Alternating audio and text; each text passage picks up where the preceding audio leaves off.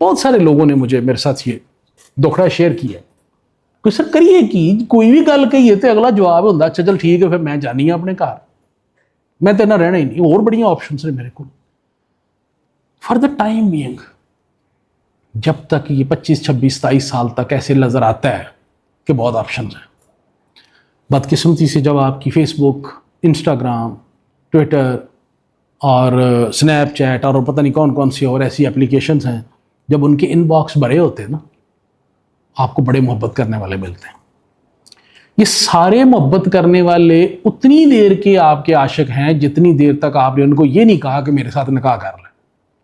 جو ہی آپ نے کہا کہ چل میرے نال نکاح کر لے، اپنے گھر والے میرے گھر بھیج تے میری ابے کو رشتہ لے لے، تو انہیں کہنا لو میں ہوں ایک طلاق یافتہ نال نکاح کر لوں۔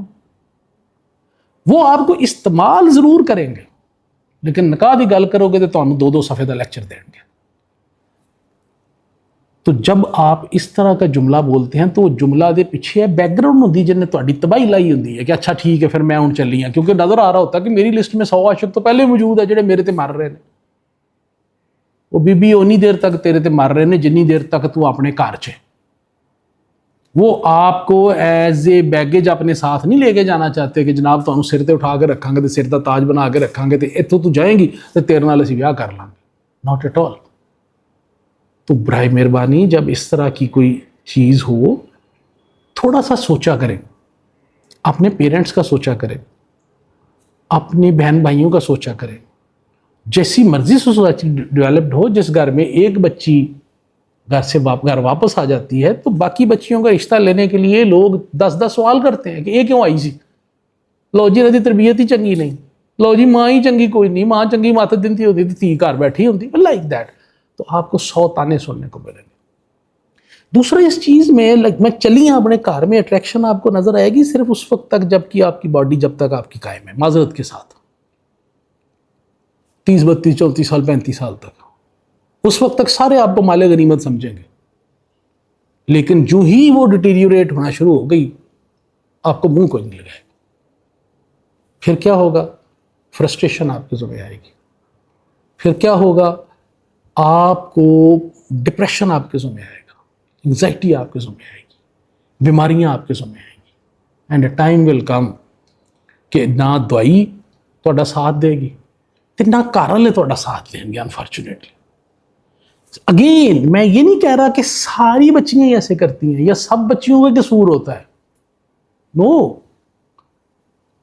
کچھ کے جینوئن مسائل بھی ہوتے ہیں کہ وہ نہیں بیچاریاں رہ سکتی، کو بندے کس نے واہیات ٹکر جاتے ہیں کہ وہ زندگی نہیں گزار سکتی ان کے ساتھ، تو وہ پورا برداشت کر کے بیچاری پھر واپس آتی ہیں۔ لیکن ہیونگ سیڈ دیٹ، ہماری سوسائٹی میں قصور ہمیشہ عورت کا گنا جاتا ہے، اور جب عورت گھر واپس آ جاتی ہے تو ایک مخصوص بڑے دکھ سے مجھے یہ بات کہنا چاہیے، جتنا مرضی اچھا بھائی ہو ایک مخصوص ٹائم تک تے سر تے پیار دینا ہے، اس تو بعد دوسرے پاسے دیکھنا شروع کرتا ہے۔ جتنا مرضی وہ خیال رکھنے والا ہو، جتنا مرضی وہ بہن اس کی خدمت کر لے، وہ گھر بہن کا گھر نہیں بن سکتا، وہ بیچاری وہاں پہ ملازمہ کے طور پہ ہی رہے گی، اور نہ بھی رہے، اس کا جتنا مرضی آپ خیال رکھیں، she will still have psychological issues کہ میں اس کارچ ایک تیسرے درجے کی شہری ہوں۔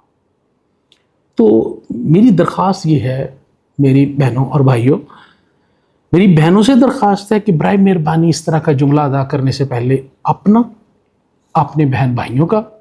اپنے پیرنٹس کا جس تکلیف میں سے وہ گزریں گے، جتنے مرضی آپ الٹرا ماڈ ہوں، at the end of the day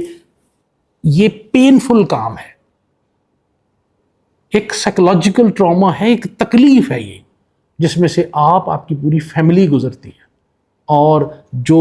subsequent تانے مینے شریکہ برادری اور سارا ہوتے ہیں، اور جو پھر لوگ آپ کو مال غنیمت سمجھتے ہیں، وہ ایک اس سے الگ بات ہے۔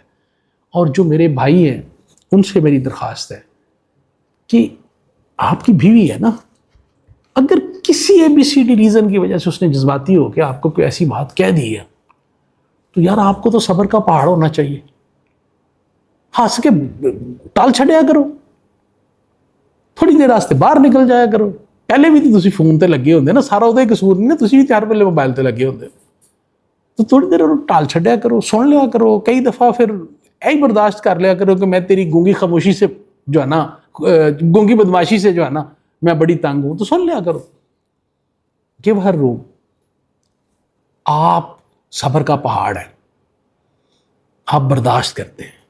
تو اتنی ساری چیزیں برداشت کرتے ہیں، تو اپنی بیوی کے بھی 2 جملے برداشت کریں. اس سے فائدہ کیا ہوگا؟